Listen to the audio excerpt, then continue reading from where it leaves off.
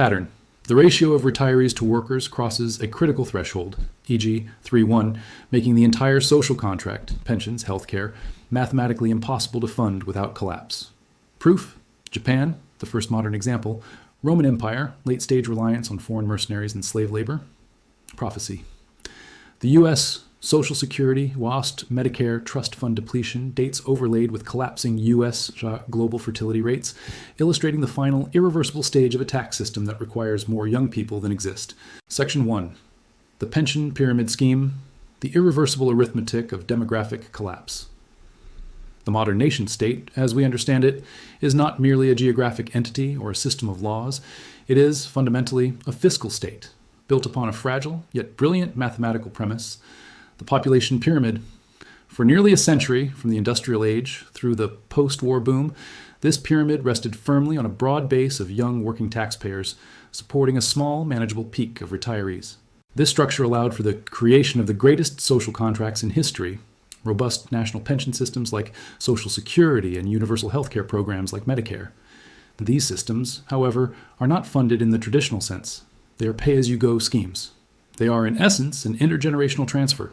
The young working generation funds the retirement and health care of the current elderly generation, with the implicit promise that a future generation will, in turn, fund their own retirement. This magnificent fiscal construct, this grand generational promise, is not a political problem, nor a monetary one.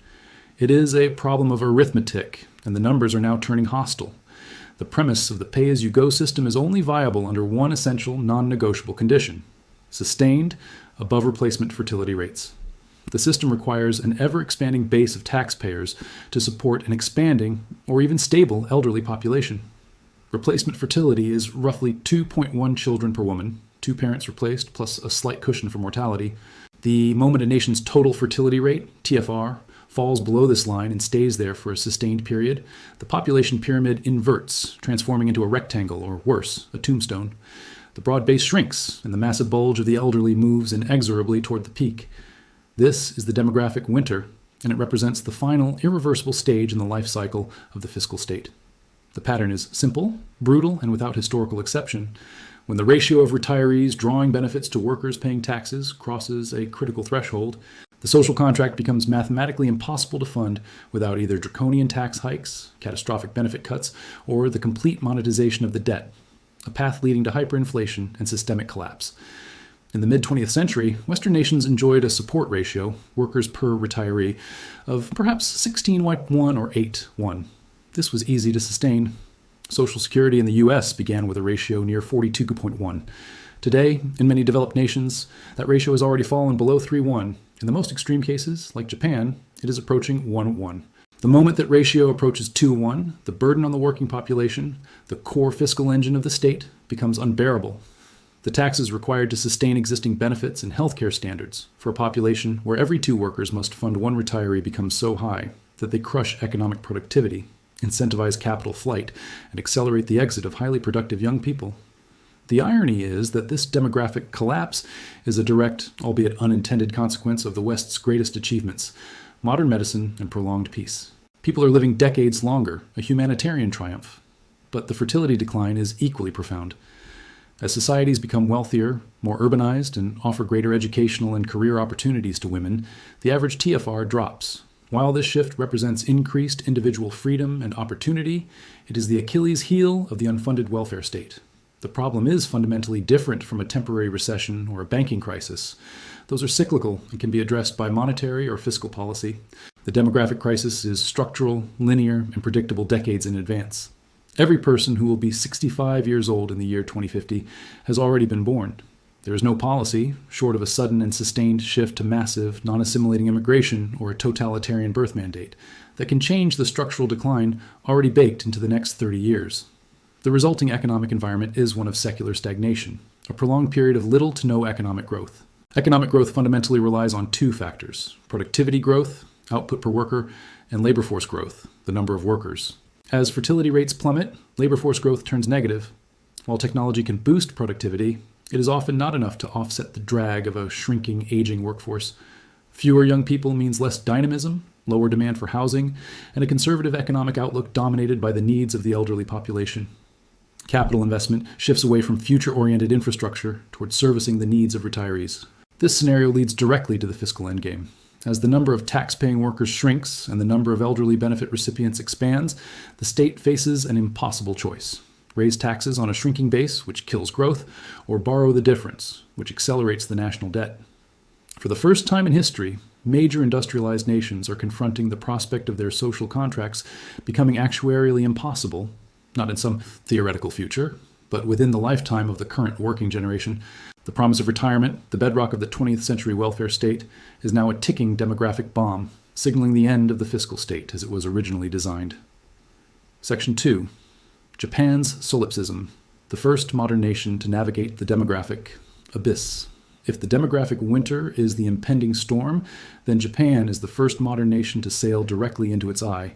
Japan provides a stark, real-time case study of what happens when the arithmetic of the pension pyramid scheme fully inverts, offering a chilling preview for the United States, Germany, Italy, and China. Japan's post-war economic miracle, fueled by hyper-productivity and a collective national work ethic, led to incredible longevity and prosperity. However, its total fertility rate, TFR, began a sustained decline decades ago, falling well below replacement level. Today, Japan's population is shrinking rapidly, and its age structure is globally unique. Nearly 30% of its population is 65 or older. The support ratio, which was once over 10.1 in the 1960s, is now hovering around 2:1 and is projected to hit 1.2.1 by 2050. In practical terms, this means that soon, for every person retired, there will be only one person working to pay for their pension and health care. The fiscal consequences of this inversion have been catastrophic, creating a vicious feedback loop of stagnation and debt. First, the debt burden became astronomical. To keep the national pension system, Nenkin, and healthcare solvent without politically unacceptable tax hikes or benefit cuts, the Japanese government resorted to massive deficit spending. As a result, Japan's national debt to GDP ratio has soared past 250%, making it the highest among developed nations. This debt is largely held domestically by the Bank of Japan, creating a unique and fragile financial ecosystem often referred to as a fiscal solipsism, where the government perpetually finances itself by issuing debt that its own central bank is compelled to purchase. Second, the labor market imploded, but not in the way many economists initially predicted. Japan didn't face mass unemployment. It faced chronic labor shortages. Companies struggled to find young workers, particularly in blue-collar sectors and elder care. This demographic scarcity forced painful systemic changes. Companies relocated production offshore. Automation became an absolute necessity, not a luxury. And the definition of retirement became fluid, with many elderly individuals continuing to work well into their 70s and 80s, often in low-paying service jobs, simply to make ends meet and fill labor gaps. Third, the social contract became warped. Younger generations in Japan increasingly bear the resentment of paying prohibitively high payroll taxes to support a pension system that they are highly skeptical will exist for them. This creates a cultural and economic disincentive for consumption, risk-taking, and having children, further accelerating the demographic decline. The political system, dominated by the numerically superior elderly voting bloc, consistently prioritizes maintaining or increasing retiree benefits, effectively voting future generations into deeper fiscal crisis. Japan's attempts to manage this crisis offer cautionary tales. The country has tried nearly every conventional policy lever imaginable: quantitative easing, QE on an unparalleled scale, repeated stimulus packages, and efforts to encourage greater female participation in the workforce. While the latter has helped to temporarily offset labor force decline, none of these measures have been able to fundamentally reverse the demographic arithmetic. The most obvious solution, mass immigration, was largely eschewed by Japan due to deep-seated cultural and historical reasons. While Japan has recently made hesitant moves to allow more skilled foreign workers, the inflow has been too small and too late to fundamentally alter the demographic trajectory. This reluctance to embrace immigration as a replacement for lost native births distinguishes Japan and underscores the ultimate irreversibility of the demographic trend once cultural fertility preferences are established. In essence, Japan is demonstrating that the fiscal state can be kept alive through extraordinary means, massive debt monetization and social adjustment, but the economic energy and dynamism that once defined the nation are severely constrained. The economy is structured to manage decline, not achieve explosive growth. The debt is manageable only because the Japanese populace holds the vast majority of it, and interest rates have been pinned near zero for decades. If inflation or rising global interest rates ever force an increase in the cost of financing this mountain of debt, the entire fiscal structure could collapse overnight. Japan, in its silent, orderly decline, stands as a prophetic mirror for the West, It proves that wealth and stability cannot permanently buy protection from bad math. The nation's experience confirms the pattern. The failure to replace the population base leads directly to the fiscal endgame, where the government's primary function shifts from promoting growth to managing an insurmountable demographic-driven debt crisis. Section 3. Rome's decline. The ancient proof of demographic and fiscal collapse. The demographic collapse is not a phenomenon unique to the 21st century welfare state. It is a repeating structural failure observed across millennia. The most striking ancient proof of the pattern is the late Roman Empire, whose decline mirrors our modern demographic winter in chilling detail, illustrating the ultimate fate of a fiscal state when its human foundation crumbles. The Roman Empire, particularly during the 3rd and 4th centuries AD, experienced a slow, grinding decline driven by a constellation of factors: political instability, corruption, overextension, and constant barbarian pressure. But the underlying, often overlooked foundational weakness was demographic collapse and fiscal implosion. For centuries, the strength of Rome rested on its robust population of small landholders and free citizens who served as both the tax base and the military manpower, the legions. This human capital was the engine of Roman expansion and stability. Starting in the late Republic and accelerating through the empire, this base began to erode, primarily due to factors we now recognize as demographic decline. Plagues and pandemics, recurring epidemics, like the Antonine Plague and the Plague of Cyprian, decimated the population, especially in urban centers, severely reducing the pool of workers and soldiers. Low fertility rates. Among the Roman aristocracy and later the urban plebs, birth rates fell dramatically. Reasons included delayed marriage, a preference for fewer children due to rising costs, and possibly environmental factors, like lead poisoning. This demographic preference mirrored the modern TFR decline, leading to generations that failed to replace themselves. War losses. Constant military campaigns, while often victorious, resulted in the permanent loss of hundreds of thousands of productive young men, further depleting the core populace and tax base. The demographic shrinking led immediately to a fiscal and military crisis. Fewer free Roman citizens meant, first, a collapse of the tax base. The land was still there, but the labor needed to work it and generate taxable income vanished. As tax revenues plummeted, the imperial government, committed to maintaining the enormous overhead of the bureaucracy, the courts, and the military, resorted to the ancient version of deficit spending, currency debasement. They systematically reduced the silver and gold content of their coinage, replacing it with base metals. This was the fiscal state monetizing its debt, leading to runaway hyperinflation, the crisis of the 3rd century, which destroyed commerce, savings, and the public trust in the currency. Second, a military manpower crisis. The legions, the ultimate guarantor of the Roman state, could no longer be filled by Roman citizens alone. The support ratio of productive citizens to imperial overhead became unsustainable. Rome was forced to resort to desperate measures: conscription and coercion, imposing brutal, often hereditary, conscription policies that were widely resented. Reliance on slave labor, replacing the free Roman farmer with slaves or coloni, tenant farmers, further eroding the tax base and social cohesion. The fatal compromise: foreign mercenaries. The most disastrous solution was the wholesale recruitment of entire barbarian tribes, like the Goths, Franks, and Vandals, as foederati, allies, to man the frontiers. This reliance on foederati was the geopolitical consequence of demographic failure. Rome was essentially outsourcing its national security because it could no longer generate the human capital required to defend itself. These barbarian mercenaries demanded payment in land and gold, draining the treasury, and, crucially, they had no fundamental loyalty to the Roman state. Eventually, the mercenaries realized they controlled the empire, and they simply turned on their paymasters. The demographic collapse of the Roman tax base directly led to the barbarian control of the Roman military, which facilitated the fall of the Western Empire. The lesson from Rome is stark. A state's wealth, laws, and imperial power are only as durable as its human capital pyramid. When the TFR collapses and the tax base erodes, the fiscal state is forced to adopt unsustainable policies: currency debasement, social coercion, and dependence on foreign powers for vital services. In Rome's case, defense. In modern America's case, manufacturing and debt financing. Rome's collapse confirms the irreversible arithmetic of demographic decline. A shrinking base of productive citizens must either sustain a massive and immobile imperial structure, or the structure must eventually collapse, often violently, under the weight of its own unsustainability and the leverage granted to foreign powers through dependency. The demographic failure was the slow poison that made the final military and political failures inevitable. Section 4. America's Inverted Pyramid: The Prophecy of Social Security and Medicare Depletion. The United States, having watched Japan enter the abyss and studied the demise of Rome, now stands at the critical inflection point of its own demographic winter. The promise of the American welfare state, Social Security and Medicare, is running headlong into the mathematical certainty of collapsing birth rates, laying bare the prophetic timeline of fiscal collapse. The U.S. total fertility rate, TFR, has been below replacement level, 2.1, since 2007.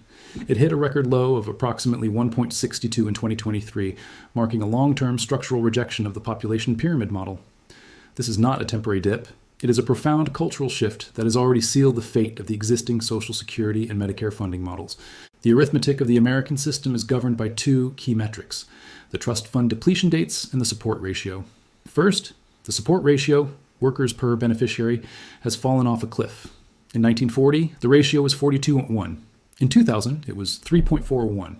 Today, it is approximately 2.81. By 2035, it is projected to fall to 2.3.1. As demonstrated by the Japanese example, a ratio below 3.01 immediately puts immense strain on the system, and a ratio approaching 2.1 is actuarially impossible to sustain without massive interventions. Every American worker today must pay for nearly half a retiree's benefits, a burden that will only increase. Second, the trust fund depletion dates, the most politically sensitive deadlines in the fiscal state, serve as the final countdown timer for the existing social contract. The dates are constantly revised, but the trend is always the same, closer and closer to the present. Social Security, OASDI, trust funds, projected to be exhausted around 2033-2035. After this date, the system can only pay out the amount it receives in current taxes, resulting in an automatic catastrophic benefit cut of approximately 25%. Medicare hospital insurance, HI. Trust fund, projected to be exhausted even sooner, around 2031. These dates are not political arguments. They are mathematical realities based on current tax law and future demographic projections. The depletion date is the moment the fiscal state, having borrowed all it can from the future, is forced to confront the demographic deficit in the present. The American demographic winter is unique because of its twin fiscal burdens: Social Security, pensions, and Medicare, healthcare. The cost of healthcare, driven by technology and the needs of an aging population, rises far faster than inflation and economic growth. The combination of a rapidly expanding, high-cost elderly population and a shrinking, flat-wage working base creates a fiscal trap with no painless exit. The political class, enslaved to the numerically dominant older voting bloc, has consistently failed to implement structural reforms that would stabilize the system. Instead, they have relied on short-term fixes and the implicit guarantee that the government will simply borrow the difference, accelerating the national debt, and the ultimate reliance on the Federal Reserve to monetize that debt, a modern form of the Roman currency debasement. The only way to avoid the automatic 20-25% benefit cut in 2035 is to massively raise payroll taxes on the shrinking working population, crushing economic growth, cut benefits for current and future retirees, political suicide, transfer trillions from the general budget, ballooning the national debt even further, fiscal insanity. The demographic data proves the prophecy. The current generation of young American workers is guaranteed to pay vastly more into a system that will be structurally unable to return the promised benefits. The implicit social contract of the pay-as-you-go system has been broken by demography, turning Social Security and Medicare into the final visible casualties of America's inverted population pyramid. The irreversible clock is ticking toward the moment the government is forced to announce that the promised benefits simply do not exist in the numbers necessary to sustain the current generation of retirees. Section 5. The global contagion, the inversion of the entire developed world. The demographic winter is not an American or Japanese anomaly. It is a global contagion sweeping through the entire developed world and rapidly infecting major developing nations, guaranteeing that the end of the fiscal state will be a synchronized global event. The structural failure of the pay-as-you-go system is occurring across continents, removing the possibility of localized recovery or global capital flight as a solution. The overwhelming majority of the developed world is now living under a sub-replacement fertility regime. Europe, the entire continent, is facing a severe demographic crisis. Countries like Italy and Spain have TFRs sinking toward 1.2, among the lowest in the world. Germany's TFR is similarly low. This means their populations are aging faster than almost any other region, and their generous, pre-funded welfare states, with high pension replacement rates, are under immense, immediate fiscal stress. They face the same impossible choice as Japan, leading to political instability and rising debt. China, the most massive and immediate demographic shockwave in history. Due to the one-child policy and subsequent urbanization, China's TFR has plummeted to approximately 1.1. China is projected to lose hundreds of millions of people by the end of the century, and will soon face the most severe support ratio collapse of any major economy, going from a surplus of young workers to a crippling deficit in a single generation. Its pension system, still immature, will buckle under the weight of an elderly population that will soon exceed the current size of the entire U.S. population. South Korea and Taiwan. These nations are at the extreme end of the crisis, with TFRs hitting absurd lows below 1.0, often nearing 0.7. These are nations literally staring at rapid, steep population decline and the existential threat of societal collapse within a few generations. The synchronization of this demographic failure means there is no geographic escape for capital or labor. Unlike past crises where investors could flee to younger, more dynamic economies, the core economies of the world, US, EU, Japan, China, are aging simultaneously. This ensures that the global economy will be dominated by the structural drag of secular stagnation and high sovereign debt. The most profound impact of this global inversion will be on the availability and cost of labor. For decades, globalization was predicated on the continuous access to cheap, young labor from developing nations. As those nations urbanize and their own TFRs fall, often more steeply than in the West, that source of labor is drying up. The world labor pool will soon peak and begin to contract. This contraction will ultimately lead to wage inflation, a secular upward pressure on wages as labor becomes scarce, potentially fueling inflation that monetary policy cannot easily contain. Automation. Imperative. Automation will shift from being an economic efficiency to a societal necessity to fill empty jobs. Geopolitical pressure. Competition for remaining young migrant labor will become a fierce geopolitical tool, exacerbating tensions between nations. The reliance on immigration, the only tool that can theoretically correct a demographic shortfall, will become the central geopolitical flashpoint of the 21st century. The developed nations that maintain their economic engines will be those most successful at attracting and integrating young, working migrants. However, the cultural and political resistance to large-scale immigration in many aging societies, as seen in Japan and parts of Europe, creates a severe structural constraint guaranteeing that the demographic decline will run its course regardless of the economic imperative. This global demographic contagion ensures that the fiscal state's final reckoning will not be isolated. It will be a simultaneous debt crisis among the world's largest powers, driven by the synchronized, terminal failure of the pay-as-you-go social contract. When the support ratios collapse globally, the central banks will be left with no choice but to monetize the debts of their shrinking, aging nations, signaling the final synchronized descent into the demographic winter. Section 6. The post-fiscal state. Living in the age of unfulfilled promises. The demographic winter is not an end in itself. It is the catalyst for the transition to the post-fiscal state, a future defined by the painful necessity of unwinding the impossible promises made during the era of the abundant population pyramid. The final section must confront the structural and philosophical changes required to survive this new reality. The key change is the definitive end of the intergenerational contract as it was conceived. The premise that a smaller, poor, future generation will willingly and financially be able to sustain a larger, wealthier, retired generation is now fundamentally broken. The transition to the post-fiscal state will involve 4 inevitable, mutually reinforcing adjustments. The unwinding of debt through inflation. The political resistance to raising taxes or cutting benefits is so powerful that the default policy mechanism in all aging fiscal states will be the monetization of debt, printing money to cover the gap. This is a subtle, politically palatable form of default, the end of retirement as a concept. The idea of a 20 to 30-year period of leisure funded entirely by the state and corporate pensions will become an unsustainable luxury.